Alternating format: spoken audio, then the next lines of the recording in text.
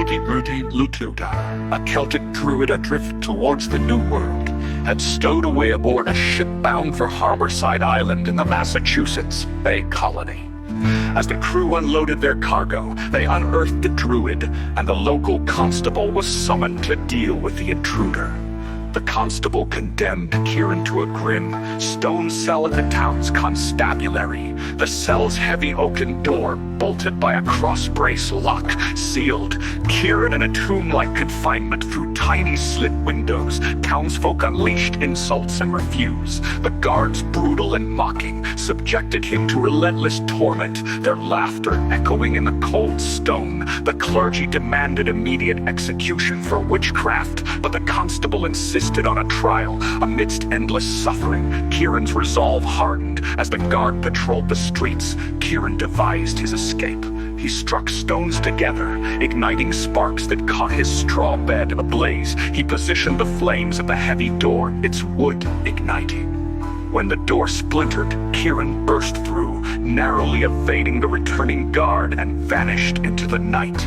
Months passed and Kieran's presence faded into whispers and shadows. One October morning, a group of children, scions of the local clergy, discovered him performing arcane rites in a secluded grove. The sight of this druid conjured fear in their hearts, and they hurried to inform their parents. As twilight descended, the clergy incited a furious mob. The townsfolk, driven by righteous indignation, scoured the grove until they found Kieran, immersed in his sacred practices. The pastor, voice laden with scorn, bellowed, "Heathen!" With the last of his breath, he cursed them all. "I'll return if it takes me centuries, and this whole damned island will pay for what you have done. It will be a Samhain of tempest. Wait and see." In his final, agonized breaths, he cried out in Gaelic, "Glawim antilon shoila glawim air, agus bemo yiel tasagabiha, sowin, agus chiaki may grow non."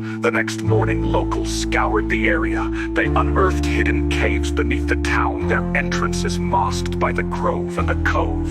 It became clear that Kieran had been living within this subterranean network, evading capture and surviving unseen. The townsfolk began to whisper of a man lurking beneath the town, dubbed Shadowman. In hushed tones, legends grew from the druid's vengeful curse, and every stormy October night, any misfortune was attributed to the vengeance of the Shadowman. Thus, a dark urban legend was born, seeding fear and superstition in the hearts of those who dared to believe.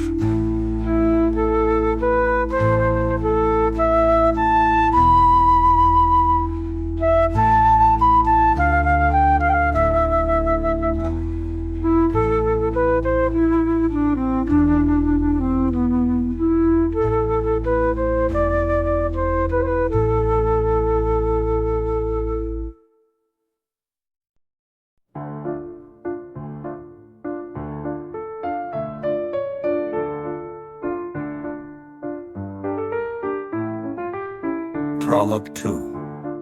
In 1622, after a violent storm battered the island, the night of All Hallows' Eve was marked by an unsettling quiet provisions, spoiled crops withered, and an eerie calm settled over the land.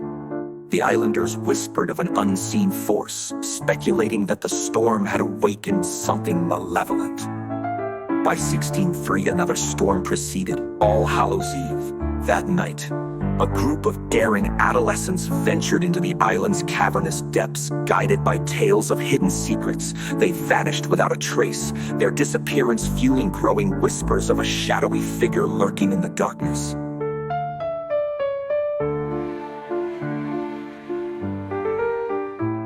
In 1688, following yet another storm, All Hallows' Eve revealed the grove, once a lush part of the island, completely dead.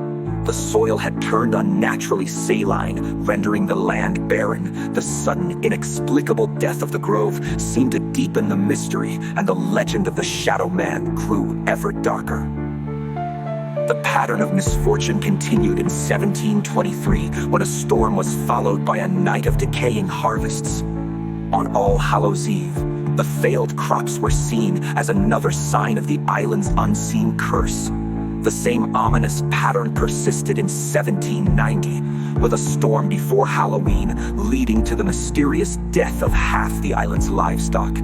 The shadowy figure was increasingly believed to be responsible. In 1866, a storm that swept the island was followed by Halloween night, marked by the disappearance of several children. Their vanishing, with no sign of struggle or explanation, led to even greater speculation about the Shadowman, despite most dismissing these fears as superstition. By 1902, the terror had escalated. A storm before Halloween heralded a night of shadowy attacks. Residents reported being assaulted by shadows that seemed to come alive, leaving them severely injured. The growing legend of the Shadowman was invoked as a possible explanation for these terrifying encounters.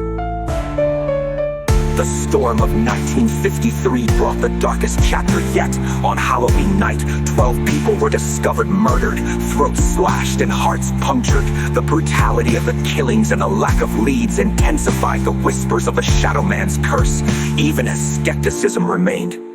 For decades, the island knew relative peace, with no storms preceding Halloween. But as October 1989 approached, Harborside Island was struck by a devastating hurricane. The tempest crippled the island's ferry fleet and washed out the only bridge, leaving the community isolated miraculously. The underwater power line survived intact, allowing the residents to retain electricity. As the islanders braced for Halloween, an unsettling sense of foreboding took hold. The legend of the Shadowman, dormant for decades, stirred once more in the whispers of those who knew.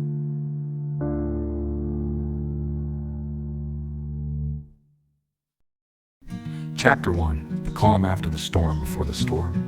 Elara Thorne wiped sweat from her forehead as she cleared debris from the Harbor House Diner's entrance. The hurricane had left its mark on Harborside Island, but today was calm. The only reminders of the previous night were the splintered wood and twisted metal scattered about. Though her hands blistered from the hard work, she still managed to smile as she glanced over at her boss, Tom Harbor, who was prying wooden boards off the windows. Tom grunted, exerting effort as he worked. "We'll be open for business soon. Can't leave the regulars hanging, especially not after a storm like that."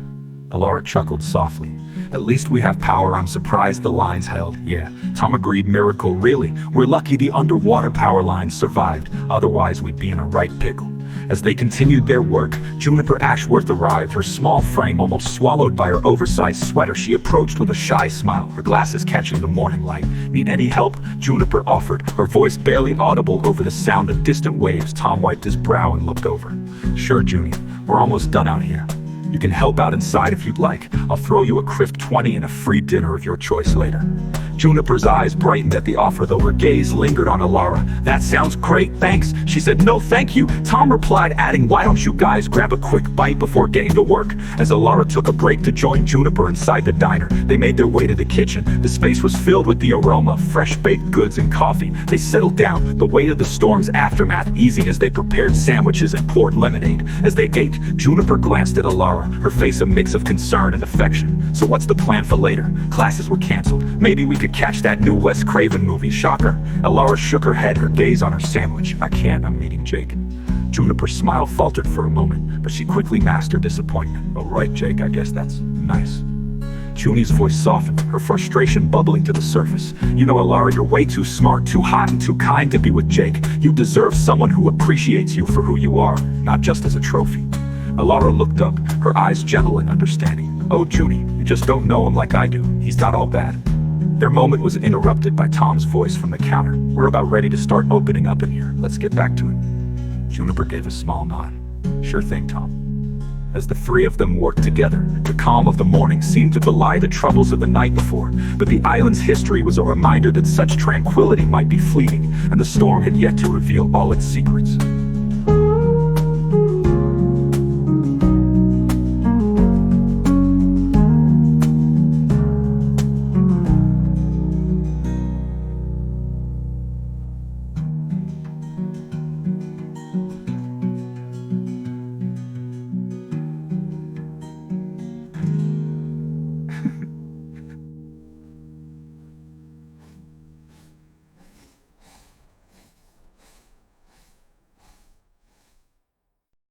Just touch.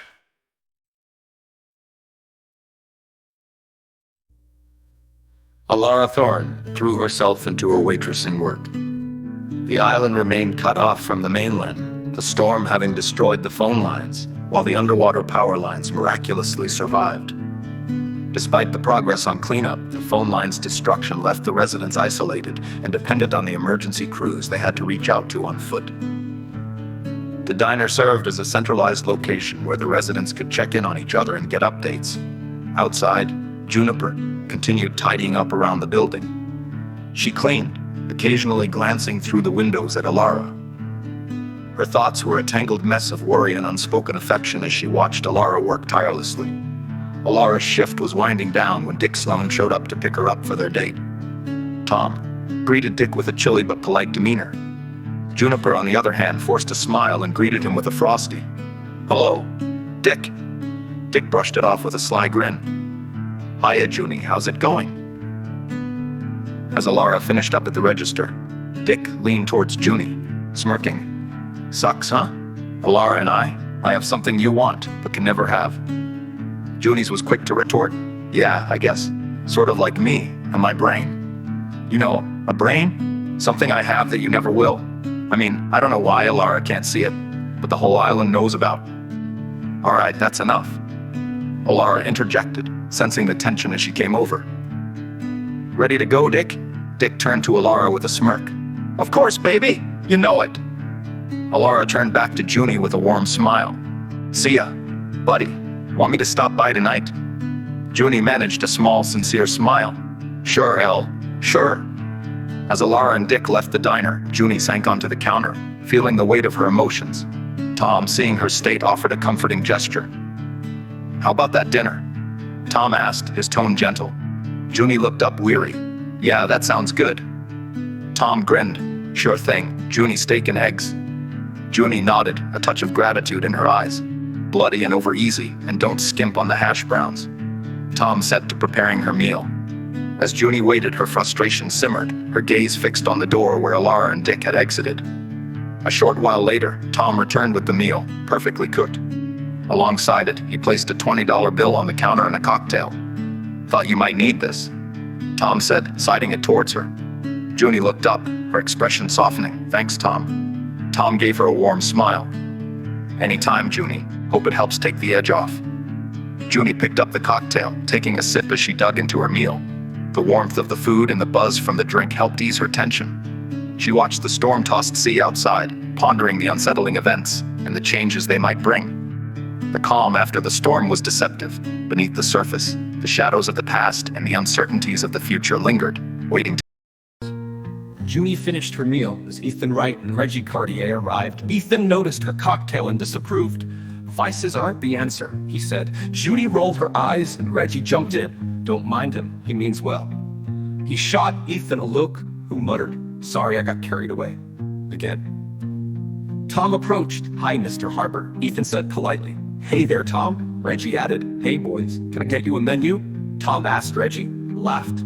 "You know we don't need one. Stacked burgers." Ethan nodded. "With fries, please, Mr. Harper."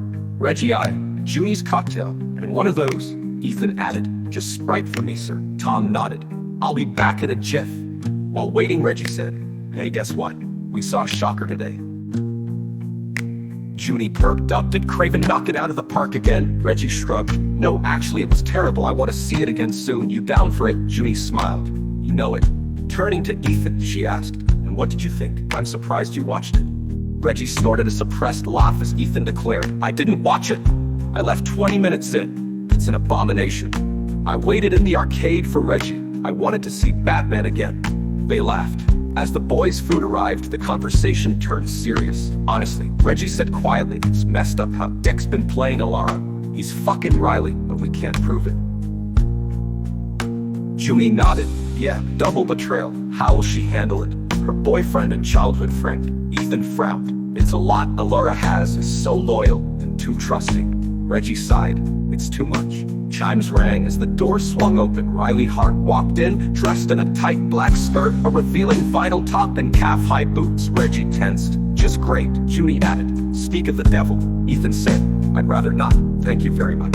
No, look, Junie said, pointing. She waved casually as Riley approached. Riley, smiling, sat with her. Hey guys, she ordered salad and water. The conversation was polite but awkward.